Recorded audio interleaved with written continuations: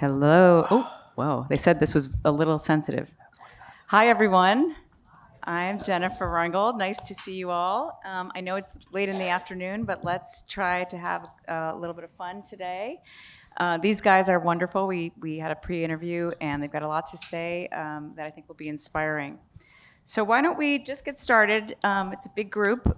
Having each of you just briefly introduce yourself, your company, what you do at the company, and then just give us a little bit of a short personal example about sort of an important career moment for you, a place where you had an opportunity for real growth. And I'm going to start with Ralph. Oh, all right. Hi, everyone. Ralph Nader. I'm head of talent for the U.S. for IPG Media Brands. It's a holding company for media companies. So if you're not in our space, that's what we do. I've had the pleasure of leading that group for 5 or 6 years, and I made most of my career on the media side, on the client side. I would say just in terms of opportunities and kind of looking at what defined my career at times, and especially with some of the topics we're going to talk about today, I think really thinking about what's next and what skill sets are going to be needed next. And sitting in talent acquisition or HR, we're so close to the development of talent and looking at how we manage our populations. And I think I've always had sort of a knack for finding either what no one else wanted to do or what I imagined would be coming next that hadn't been out there for a long time. So I think that helped me grow over the years. Great. Tina. Hello, my name is Tina Gilbert. I'm with Management Leadership for Tomorrow, MLT. We are a national nonprofit focused on recruiting, retention, and advancement with a focus on underrepresented talent, but providing access and opportunities for all. When I think of my personal growth, kind of the moment I go back to is this idea of pivoting. And so every time I've kind of moved into a new career, a new role or new opportunity, there was something that still was grounded in the experiences that I had and something that was allowing me to stretch. So that it was that combination of, for example, leaving consulting where I had worked for 15 years, grounded in the pharmaceutical industry, and yet stretching from the function of strategic planning to diversity and inclusion. So it was that keeping one foot grounded and using that as a pivot point and stretching with the other. Sachin. Yeah, I'm Sachin. I lead talent strategy for Citi. Citi, I don't think I need to introduce Citi to any one of you. I'm hoping most of you bank with us. If not, please do that. We are the most global US bank. We provide our services in around 160 countries. In talent strategy, our purpose is to really make sure that we are creating future-ready leaders for the organization at a global scale. In terms of my career journey, the biggest, or the one word that I can describe the journey is with one word called learning. So whenever I had got opportunity where I'm learning, and how do I define learning is the number of changes. So if I have done a certain set of role, and you have an opportunity to do multiple roles, I would probably select a role which I've never done or which has the maximum amount of change from what I had done before, which is what provides you a different perspective, which is what provides you a different set of learning. And that's what I define as career learning or career growth. As you learn and as you gain more perspective, you deliver better results for the organization, and that gives you a different set of satisfaction, different set of growth in that sense. Great. Melissa? Thanks. Hi, Melissa Fridman. I'm at Visa, and Sachin stole what I was going to say. If you don't have a Visa card in your wallet or your digital wallet, please go do that. There are co-branded. Yes, you're right, or co-branded Visa card. Yes. With Citi. So I've been at Visa for about 3 years now. I'm the head of HR for our North America business. Visa is a big company, about 34,000 now, so we've grown tremendously over the last couple of years. And I'm the head of HR. I support our head of North America and her leadership team. And for those of you that are familiar with generalists, I do a lot of the work generalists do, and then obviously manage the portfolio of HR for that team. I thought about this question. It's funny. I think somebody asked me this like years ago when I was speaking at grad school, and my answer has remained the same, even though I think people's attitudes toward this have changed. So my one thing has always been to say yes. When I think about my career, and actually when I think about my career, multiple times I said yes to things I actually did not want to do. They weren't as interesting. It wasn't as glamorous as maybe something that I was doing at the moment. In particular, one stands out. They asked me to build a role and competency framework in the bank when I was, the business partner for sales and trading, which seemed much more glamorous at the time. But I think the short version is I did it. I did it for 18 months. And there were a million good things that came from that. But I think to the point Sachin was making, learning and like pushing yourself and developing skills you wouldn't have otherwise had, which eventually sort of leads you to the next opportunity or path in your career. And so I just always encourage people to be open-minded and say, yes, it may not seem like something you necessarily want to do, but I guarantee you when you look back, you will have taken something from that. Great point. Thank you. Okay, Melanie. Hi, I'm Melanie Naranjo. I head up the people team at Athena. We do compliance training, everything from harassment prevention, cybersecurity, all the way to hotline and case management. We're sort of leading the charge on AI-powered compliance training and LMS platforms.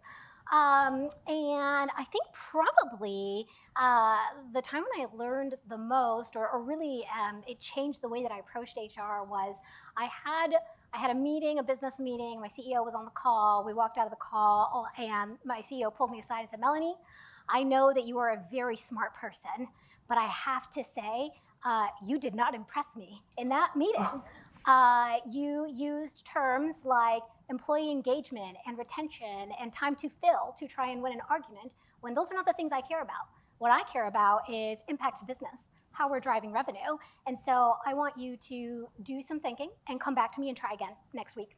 And I want you to reframe your argument focused on impact to business, because that's what I care about. And it changed my way of thinking because, one, duh, of course, she's not an HR person.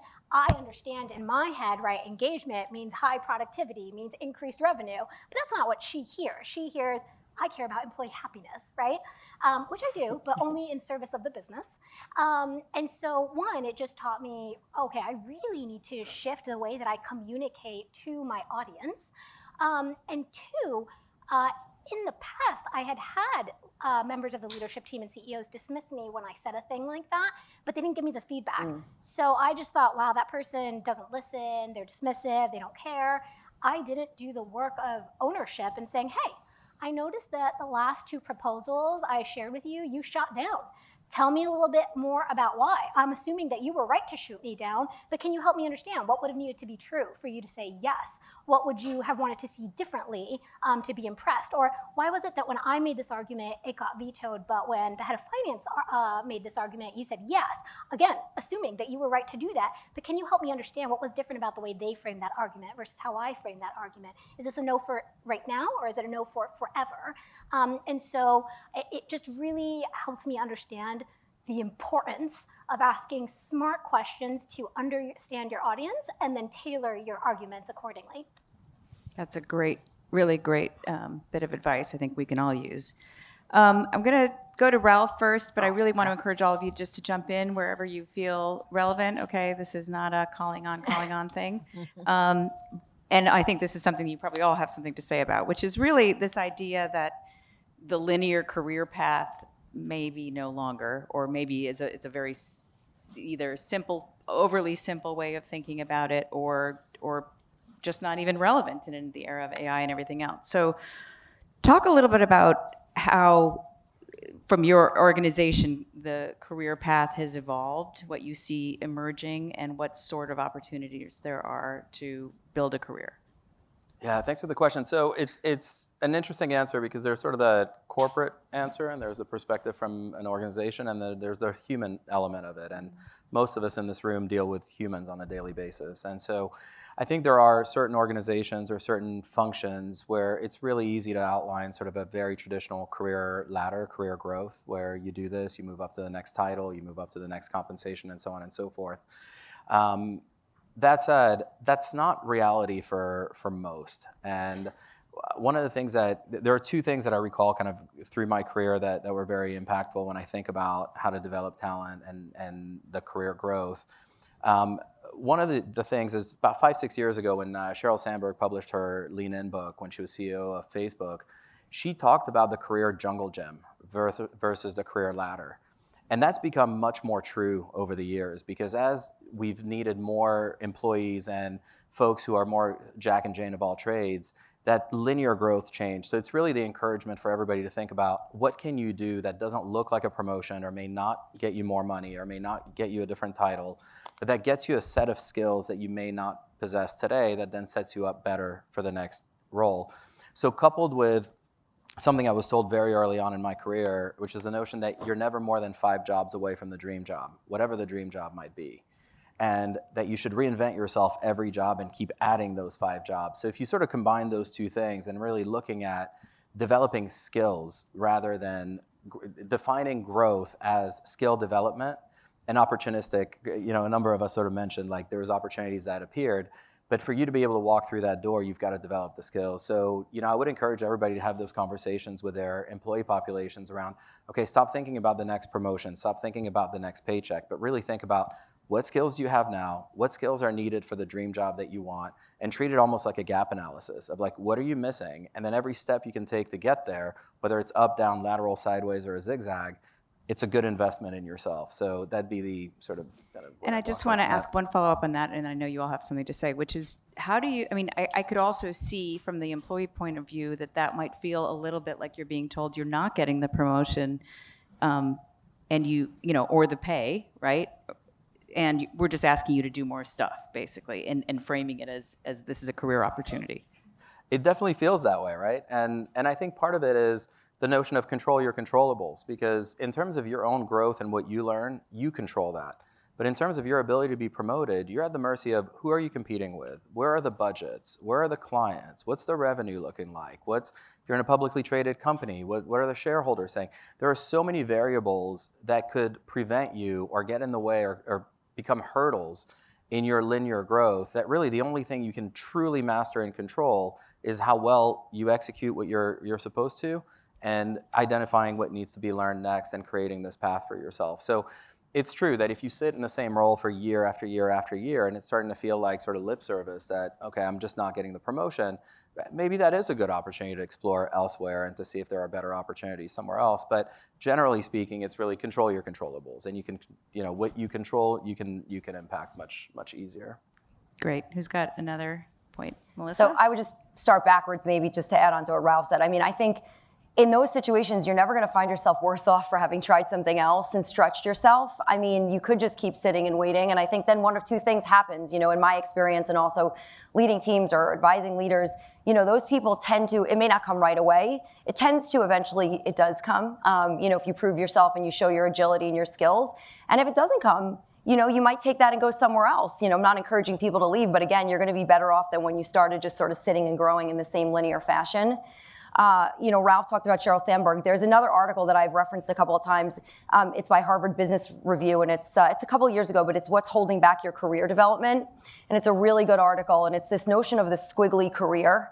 And I've been talking about this a lot lately. It's the same thing, like the traditional ladder has been replaced by this notion of squiggly careers. And what it's really about is that it's about progress, not necessarily promotion. And every step you take is a sort of step closer to progress, and it's not always about just going up. It's what you can do to develop yourself along those sort of different paths that you may take. And that eventually does lead to career development and career growth versus just sort of anchoring on this traditional career ladder.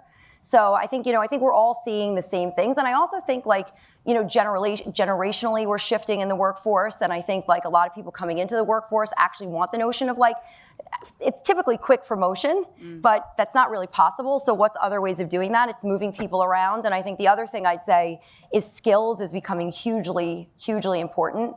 I know we're going to talk about AI and other things, but it's becoming a lot more about what skills you have versus just what's the particular job you had. So again, this sort of notion of squiggly and trying out other things is also really developing and building that bench of skills that you have that will eventually, I think, also bring you closer to that next step that you want. Yeah, I'll just add on one more thing to the conversation, and I completely agree with what is said. I think the employees and the business leaders also understand this. It is really about their answer shopping. They are trying to figure out, is there an easier way for me to get promoted? So on heart, everyone understands it. What probably the newer generation is asking us to show, they are all probably grown up with games and gamers and video games and stuff like that, where they want to know what stage I am at. They want to know what level I have achieved. You know, in this entire scheme, and with AI coming in, probably it'll become much more easier. But this entire piece of skill development, we need to be able to show to our employee base that, hey, a level 10 is required. You are at level 4, you are at level 5, whatever level you are at. And that is probably more satisfying. Everyone needs more money as human beings, so that no one would say no to, and everyone would want more money. But that is what probably they're asking for. What is it that I need to do, what level I am at, and therefore what is the gap? And again, the concept remains the same that we just spoke about, but it is really about how do we use AI and other tools that are at our disposal now to ensure that we can show that transparently to the employee base. Transparency, I think, is the biggest thing that we need to work on constantly to drive that message home. Great. Anyone else? Okay. Tina, you run a really interesting organization. You interact with a lot of large companies, a lot of medium-sized companies, and also with students in this sort of entry-level pipeline, right? Talk to us a little about what you're seeing out there in terms of how young people can build the networks, curated networks, the communities, and relationships that will actually get them the places that they want to be. Yeah, so that is something that our organization is actually in the process of rethinking, right? Recognizing not only the changes in the macro environment, but what is kind of attracting and retaining this new workforce. I'm also kind of connected to this new workforce as I have children that are a senior and junior in college, and I am crossing my fingers that they get off the payroll in I'm with you. years. But the reality is, as we look at them, my daughters were in 10th and 11th grade when COVID hit, right? And you talk about the skills that we developed in high school. You think about some of the technology that's in place and kind of how that is shaping how they interact with people and how comfortable they are in settings. And so one of the things as we continue to kind of crack the code on what is needed is this reconciliation of what business has and what business is used to and what folks are coming prepared to do. And MLT is in essence trying to close that gap, right? Trying to help the young people understand some of the skills that might have been for various reasons passed over or not as well developed, but also appreciating some of the nuances that they bring in terms of the level of understanding, of empathy, and just general curiosity. So when you take a step back and kind of look at it, there is a playbook, right, that you're kind of, what are you writing down for them to read, right? What are you writing down for them to understand and kind of engage with? What are those relationships and those relationship building skills that you are working on, and how are you delivering that? And then I think that last piece of the coaching and connection is recognizing that this isn't kind of, oh, we're just going to pass it over and they're going to absorb this. But what is the coaching and then their peer connections that's going to be needed to reinforce it? And I think you said something that really struck me too about this COVID generation, and I'm curious too if you all are seeing this in the entry-level space. I mean, I always used to have this running joke with my girls who are also in college that they are actually 2 years younger kind of socially than they should be. because of COVID. And if I treat them like they're 17 instead of 19, everything makes a lot more sense, or a little more sense. But I'm curious if that, I mean, are there skills that you are not seeing in these entry-level employees as a result of that? And if so, or any of, if true, or you know, come back at me if not so, let me know what you're doing about it. I think probably, I mean, if I'm being really candid, one of the most frustrating and difficult things I've sort of had to contend with as I look at people newer to the workforce and I partner with them is there's just, the language is in their communication style is a little bit more divisive and polarizing. And I want to start with some empathy. I think that there is an influx of information that is out of context that these newer employees are getting from social media. And some of it is really good, like it's coming from a good place. You need to advocate for yourself, you need to negotiate, you need to so on and so forth. But without the right context, some of this becomes misinformation and actually bad advice. So let's say some specifics. I personally feel free, in fact, if you are in the audience and you disagree with me, please raise your hand because I'd love to know more. I think it's bad advice to whatever offer they make you, ask for double, no matter what. Okay. What about whatever the offer they give you, ask for 50% more? Okay, sounds less wild, but this is advice that some people are getting, right? Make sure that you know these terms, discrimination, make sure that you know these terms, harassment, and they are very important terms. But out of context, people can incorrectly use these terms that are in place for very real needs and struggles that people are facing. And so again, I want to acknowledge from a place of empathy, I'm so glad that we are moving in the direction of speak up more and know your rights and negotiate for yourself. What is challenging for me, and that I think we all need to make an effort to meet people halfway on and provide that education, is how do we have these conversations in collaborative ways, not in divisive ways? I want someone to come to me and say, hey, Melanie, I'm really excited about this job, so on and so forth, but realistically, I want to be here on the salary band. What would it take to get there? And approximately how long do you think it might realistically take to get there? Oh, that long? That's too long for me. I don't think this is going to be a good match. Fair enough, right? But at least you found out then. Yeah, we found out then, right? And I can't remember who said it, but part of making that work means that we as employers need to be more transparent up front. These are our salary bands. This is how growth works. If you get to your performance review and that's the first time that you have informed your manager that you were expecting a promotion, guess what? That's a little bit on you, buddy. Like, you needed to let your manager know at least 6 months ago, if not 12 months ago, that you wanted a promotion so that they could partner with you on what it would take to close the gap. So again, I do not want anyone to think that what I'm saying is stop being so noisy, stop advocating for yourself, don't speak up if you see something and it looks sketchy. No, of course speak up, but how do we do it in a way that is collaborative? The reality being that negotiations are much more effective when you can tell the person, hey, this is mutually beneficial. How do we both get to an end result that both of us are going to be happy with, versus what are you going to do to impress me? What are you going to do to make me want to work at your company? Like, let's be real, especially in this economy, I don't really need to impress you. There's like 5 other people who I could hire instead, you know? Yeah. But I want to hire you, so please make me want to hire you. How do we partner on this? So I think that is what I have seen is the challenge. Again, I have full empathy. If the only place that I got information was from social media, where people were like, actually, I'll say this last thing and then I'll shut up.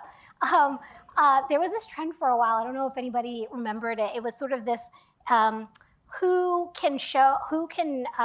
was sort of like, oh, it's 5 p.m., I'm unavailable, you know? And what I actually think happened, and again, I have empathy for, is I think it almost became a competition for who can give the least to their employer. oh, you work till 6? You work till 7? That's sad for you. Clearly, you don't know how to stand up for Loser. yourself. And so it sort of became this, like, who can show that they have the most over their employer, that they give the least while still making the most money. And so again, like, it becomes this competitive atmosphere where I don't know that that social media is giving them the right advice. Yeah, If go ahead, you don't mind, if I can add to it. So there's a lot to unpack, right? Because you mentioned generational changes, right? And I think we could spend an hour talking about generational changes. And I'd guess that everybody in this room is dealing with the same question of how do we manage our younger population or a more junior population? I think to their detriment, we're probably also all having a future of work conversation internally somewhere. And that's really grounded in what does work look like in the future? Because we don't know that answer yet. There's a lot of things hitting us. But I think fundamentally, there was a time, again, generationally, where if you look at the difference between a baby boomer and a millennial and whatever the next generation is, where different things are valued at different times. So for the boomers, it might have been put in a lot of hours, right? Your boss sees you at work late, they see you showing up early, you're the first in the building, last one to leave. There is value to that. But then the next generation came in, and they're like, that's inefficient. I can do what you did in 12 hours in half an hour because now I have tools that I can leverage to get the same output. But that older generation might look at it as lazy, whereas the new generation is looking at it as inefficient, right? So there's an element of having the empathy, but really the empathy not just in the human element, but in also understanding where the perspective is different. And there is this element of what's in it for me that has been really highlighted over the last few years, and we're seeing that more and more, where it used to be when most of us started our careers, what's in it for you? Well, the great company that just hired you. We got great brand names here. There's great names in the audience, right? You get to go home and tell your family or your friends, I got an offer at Visa or Citi, or like, that's a name that you can take home, and I get a paycheck. Like, I'm going from like, free internships to an actual pay. That's what's in it for you. And there's this element of like, you're supposed to put in the grunt work. You're supposed to be there early. You're supposed to make the coffee and get the copies and do all those things that are now being replaced by automations and AI and efficiencies. And so the question that we need to answer, I think, as a HR sort of community is, what are we replacing the grunt work, what we call at Media Brands, the joyless, repetitive tasks? What are we replacing that with so that those new employees have an opportunity to really prove themselves and really kind of have this sort of rite of passage that almost all of us had to do. So it's just a really interesting place to be with that younger generation. And like, yeah, the TikToks don't help. Like that whole notion of that really is poor advice out there. But that's advice that you can give and live with when you're in an employee-dominated market. And I think post-COVID, what we saw when it was labeled the Great Resignation in 2021, there were more jobs available than there were qualified people to do it. That pendulum swung back. There are now more. That's not the case anymore, right? So some of that advice is coming to roost a little bit. And the person you're choosing to keep if you have, a RIF or layoff, or the person you're choosing to hire if you have multiple applicants, now you're looking at that hard work coming back in. So empathy's key, but also there's a difference in meeting them where they are and also acquiescing to their every need. Like there has to be a balance in there. It's a good segue a little bit in. I know you all have had a lot of AI today, but hopefully we'll ask this question in a slightly different way, which is not in what way is AI going to destroy everyone's career path, but how do you use AI tools to enhance or build your career path? And I want to go to Melissa first on this one. And any of you who are using AI in interesting ways to help with that side of the equation, please speak up.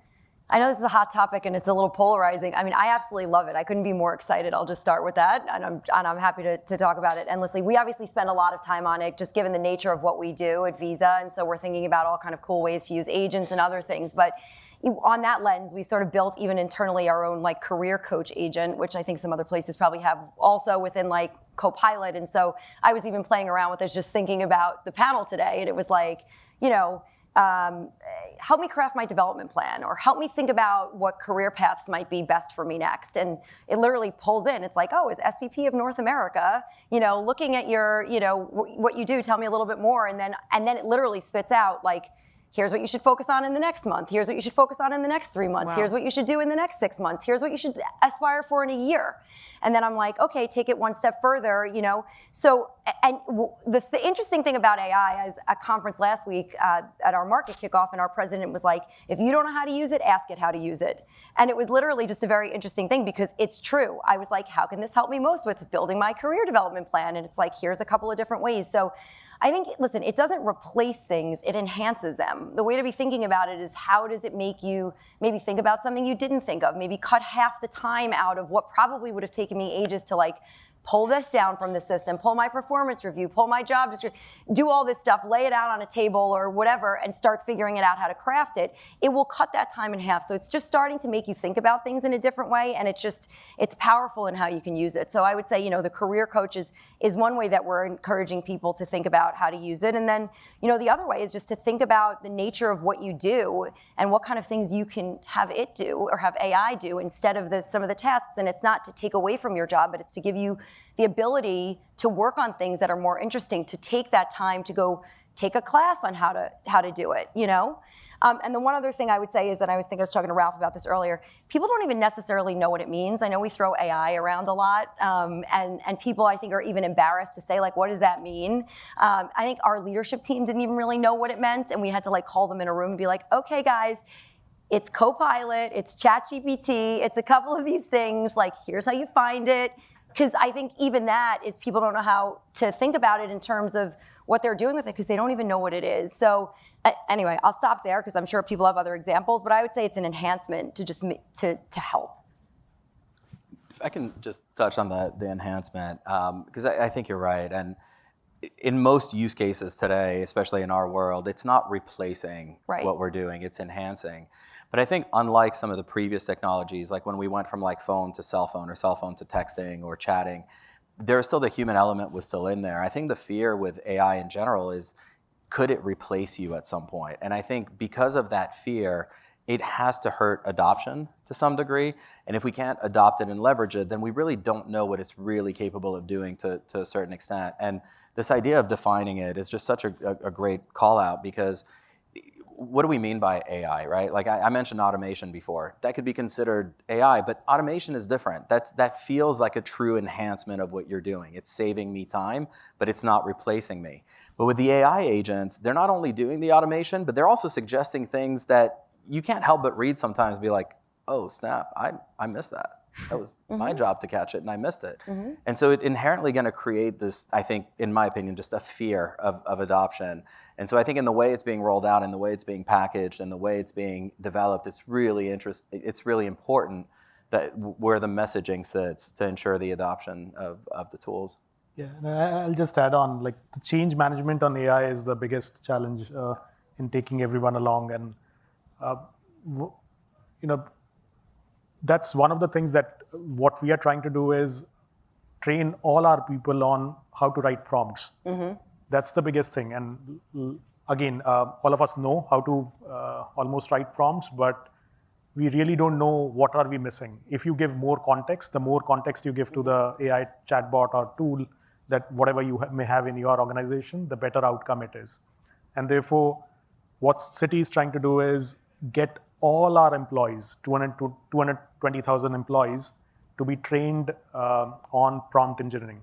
And for the first time, we have a mandatory course which is not compliance related, which is not related to any compliance piece. But we want to make sure that everyone in our employee base understands how to write prompts, and there are the possibilities. We don't know how all to use it for, right? Each one of them would define how they are using it in their jobs to make it easier, and that's the power of it. Yeah.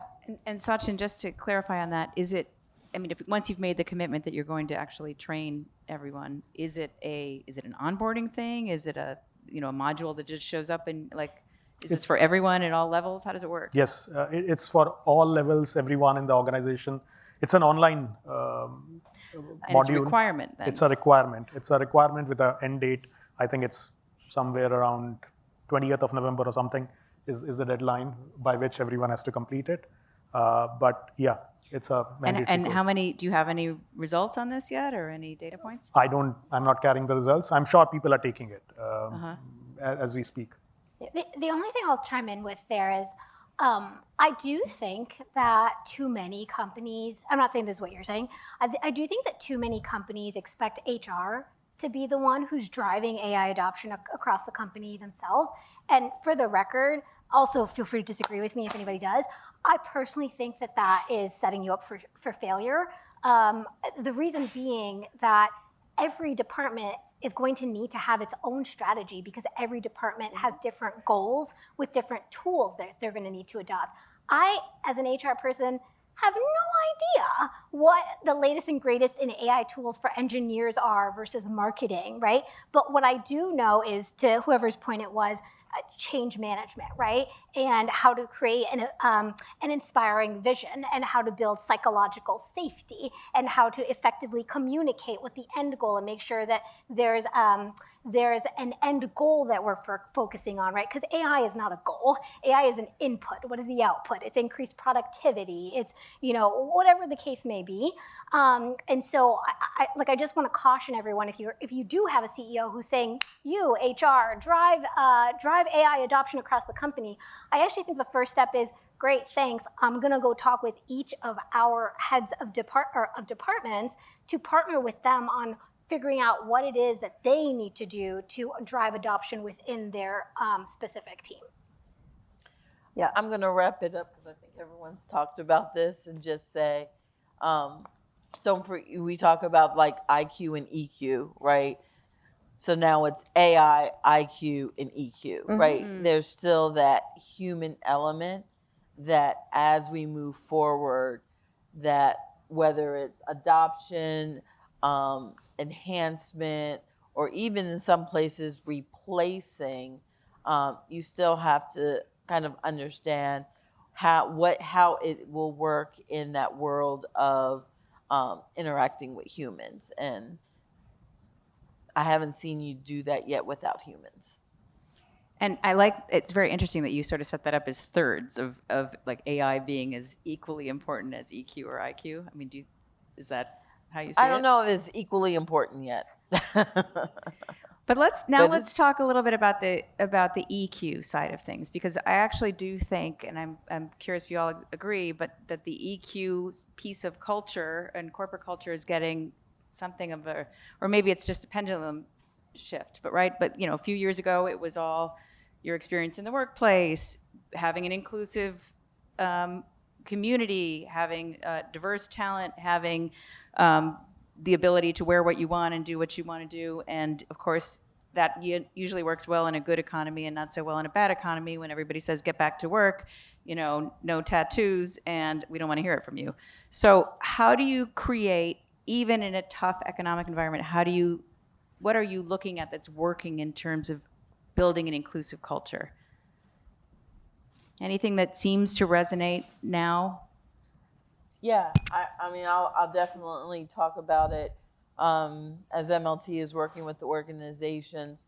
And I think it's that combination of corporate culture, right? We're not just talking about culture.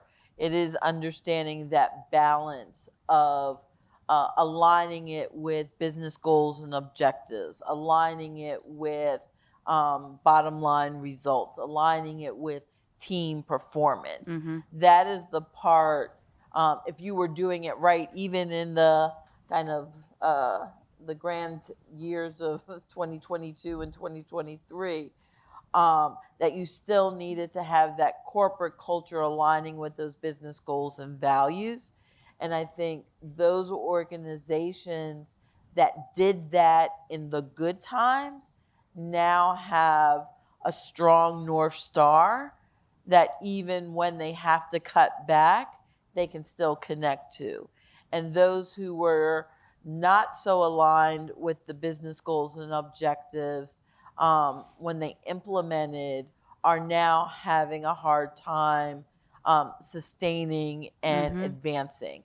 I do think, and we were talking a little bit about this backstage when we talk about people being authentic, people feeling that they want to bring themselves in the context of a corporate culture, you can provide some of those guardrails, right? Because you've defined it as a part of your culture. Some who have leaned on just the culture themselves, I think now that they're trying to put guardrails up, are having a harder time. For me, it really comes down to just treating your employees like adults and being transparent in your thought process.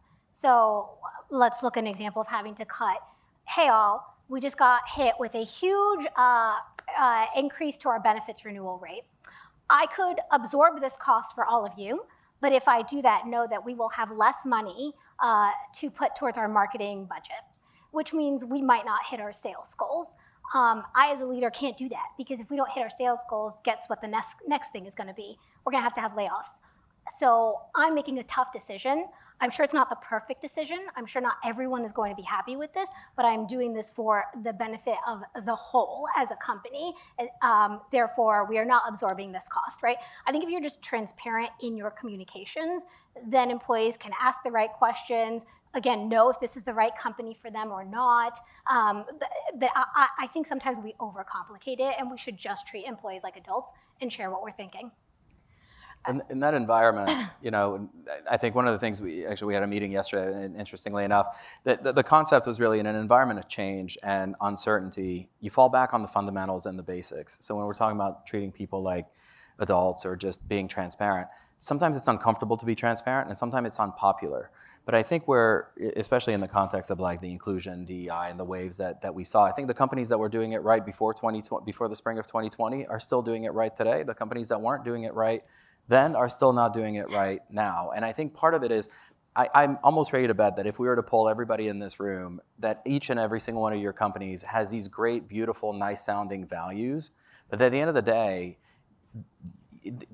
leadership needs to embody those values. And leading by example is one of those fundamental things where you can tell me all day long that our culture is inclusive, but if I'm not watching the leaders in our company embodying that, the cognitive dissonance is just too big for the employees to really get behind. So there's almost this need to really assess, like, what kind of an organization are you? Because let's say you're a sales organization. We know you're going to be driven by profit, by bottom line, by your margins, and that's going to be an incentive for the employees who gravitate towards that world.